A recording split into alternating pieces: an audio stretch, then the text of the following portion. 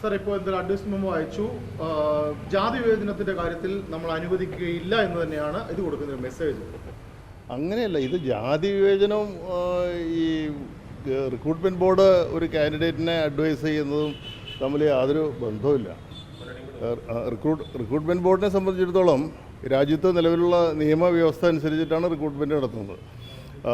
അതിൽ 50% open കാറ്റഗറിയും 50% backward കമ്മ്യൂണിറ്റീസിൻ്റെ backward reservation കാറ്റഗറിയാണ്. അതുപ്രകാരമുള്ള ഏത് rank പട്ടിക വന്നാലും ഒന്നാമത്തെ ഫസ്റ്റ് ടേൺ വരുന്നത് ഓപ്പൺ കാറ്റഗറിയാണ്. അതാണ് ഓപ്പൺ കാറ്റഗറിയിൽ വന്ന കാൻഡിഡേറ്റിനെ ആദ്യം അഡ്വൈസ് ചെയ്തു. ആ കാൻഡിഡേറ്റ് ജോയിൻ ചെയ്തതിന് ശേഷം പിന്നെ റിസൈൻ ചെയ്യുകയാണ് ഉണ്ടായത്.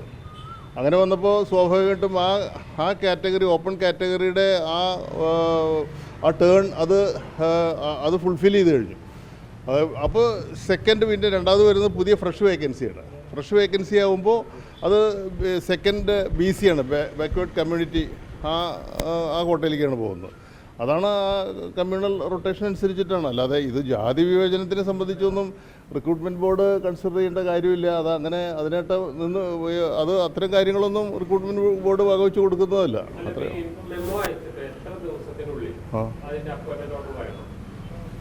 മെമ്മോ അയച്ചാൽ അത് കഴിയുന്നിടത്തോളം പെട്ടെന്ന് വരണം തന്നെയാണ്. അപ്പോയിൻമെൻറ്റ് ഓർഡർ അപ്പോൾ ഒന്നാമത്തെ ഫസ്റ്റ് ഓപ്പൺ കാറ്റഗറിയിലുള്ള കാൻഡിഡേറ്റിന് അപ്പോയിൻമെൻറ്റ് അവർ കൊടുത്തല്ലോ.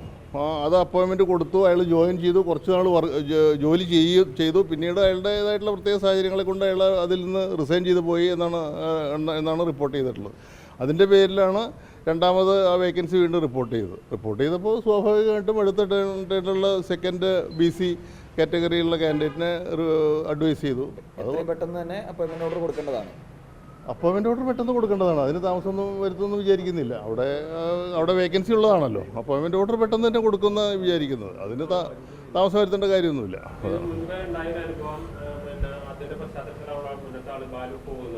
അതെ, അതൊന്നും എനിക്ക് പ്രഡിക്റ്റ് ചെയ്യാൻ പറ്റുന്ന കാര്യമല്ലല്ലോ. അതൊക്കെ അവിടുത്തെ സാഹചര്യം അനുസരിച്ചും ഓരോ കാൻഡിഡേറ്റ്സിൻ്റെയും. പക്ഷേ അന്നത്തെ ഒരു പശ്ചാത്തലമല്ല ഇന്ന് എന്നാണ് മനസ്സിലാക്കുന്നത്. അന്നുണ്ടായ സംഭവം ഇങ്ങനെ ചില സാഹചര്യങ്ങളുണ്ടായപ്പോൾ ഭരണസമിതിയെ പോലും അറിയിക്കാതെ അഡ്മിനിസ്ട്രേറ്ററുടെ സ്വന്തം നിലയ്ക്ക് ആ കാൻഡിഡേറ്റിനെ താൽക്കാലികമായിട്ട് വേറെ ചുമതലയിലേക്ക് ഡിപ്ലോയ് ചെയ്തു. അങ്ങനെയാണ് മനസ്സിലാക്കിയത്. അതിന് ആ കാര്യത്തിൽ ഗവൺമെൻറ് തന്നെ അഡ്മിനിസ്ട്രേറ്ററോട് എക്സ്പ്ലനേഷൻ ചോദിച്ചിട്ടുണ്ടെന്നാണ് മന്ത്രി പറഞ്ഞത്. ആ സാഹചര്യം വെച്ച് നോക്കുമ്പോൾ സ്വാഭാവികമായിട്ടും ഇനി അത്തരം ഒരു നടപടി ഉണ്ടാകാൻ വഴിയില്ല. സ്വാഭാവികമായിട്ടും ഈ കാൻഡിഡേറ്റ് തന്നെ അവിടെ ഘടകപ്രവൃത്തി ചെയ്യേണ്ടതായിട്ടുണ്ട്. അതെ,